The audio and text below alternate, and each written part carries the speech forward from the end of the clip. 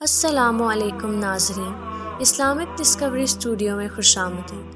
ناظرین، اگر آپ نے ہمارے چینل کو سبسکرائب نہیں کیا تو نیچے دیے گئے سبسکرائب کے بٹن پر کلک کریں اور بیل آئیکن کو پریس کر لیں تاکہ ہماری آنے والی ہر ویڈیو آپ تک پہنچتی رہے۔ ناظرین، ذوالقرنین کا نام سکندر ہے۔ یہ حضرت خضر علیہ السلام کے خالہ زاد بھائی ہیں۔ حضرت خضر علیہ السلام ان کے وزیر اور جنگوں میں علم بردار رہے ہیں۔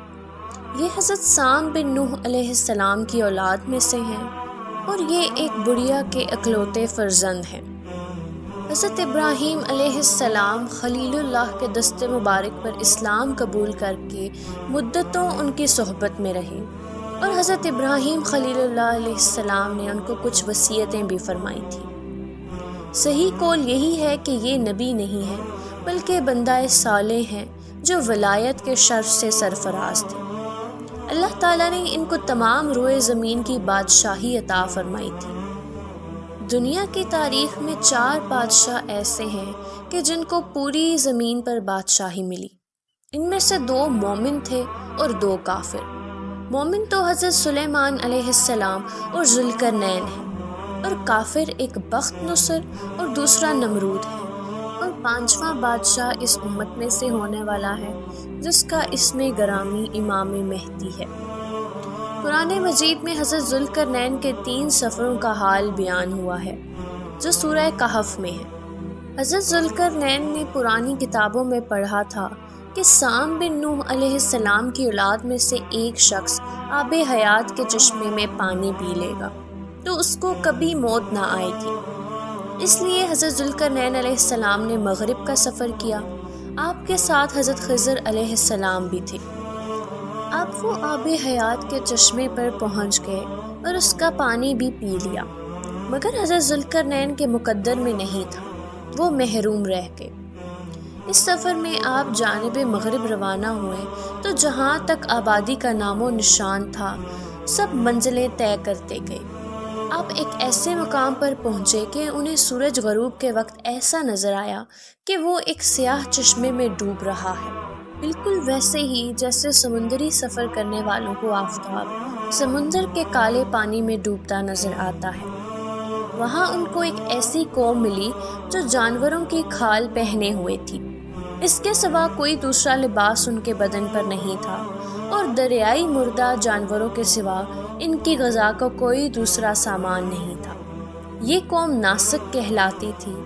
حضرت ذوالقرنین نے دیکھا کہ ان کے لشکر بے شمار ہیں اور یہ لوگ بہت ہی طاقتور اور جنگجو ہیں، تو حضرت ذوالقرنین نے ان لوگوں کے گرد اپنی فوجوں کا گھیرا ڈال کر ان لوگوں کو بے بس کر دیا۔ چنانچہ کچھ تو مشرف با ایمان ہوئے اور کچھ آپ کی فوجوں کے ہاتھوں مقتول ہو گئے۔ پھر آپ نے مشرق کا سفر کیا، یہاں تک کہ جب سورج طلوع ہونے کی جگہ پہنچے تو یہ دیکھا کہ وہاں ایک ایسی قوم ہے جس کے پاس کوئی عمارت اور مکانات نہیں ہے۔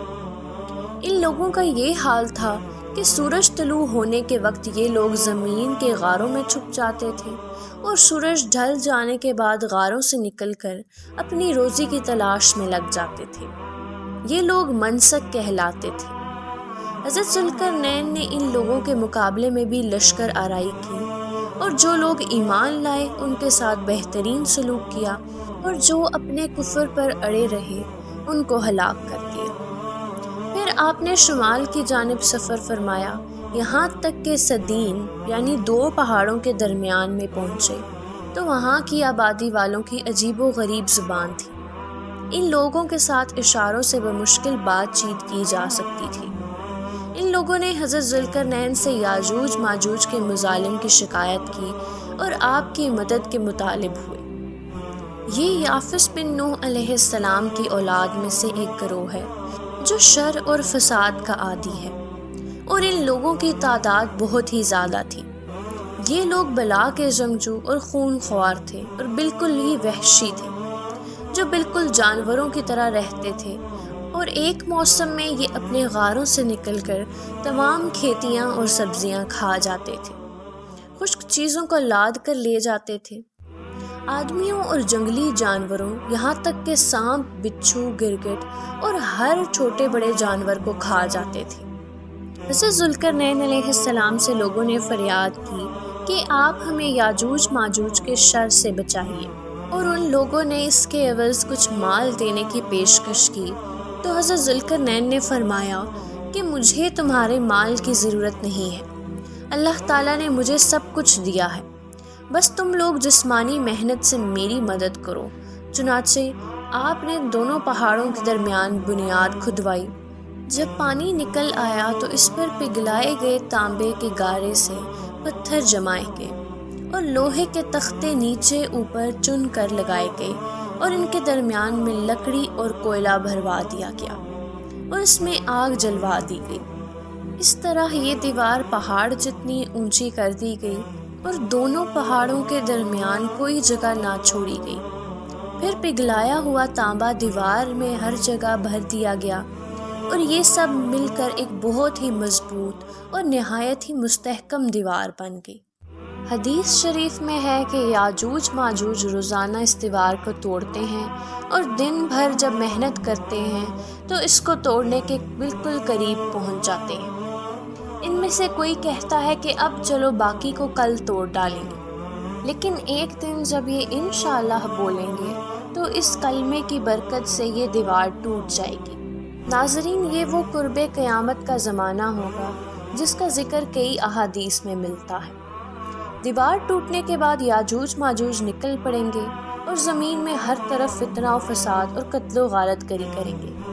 چشموں اور تالابوں کا پانی پی لیں گے، جانوروں اور درختوں کو بھی کھا لیں گے، زمین پر ہر جگہ میں پھیل جائیں گے، مگر مکہ مکرمہ اور مدینہ منورہ اور بیت المقدس ان تینوں شہروں میں داخل نہ ہو سکیں گے۔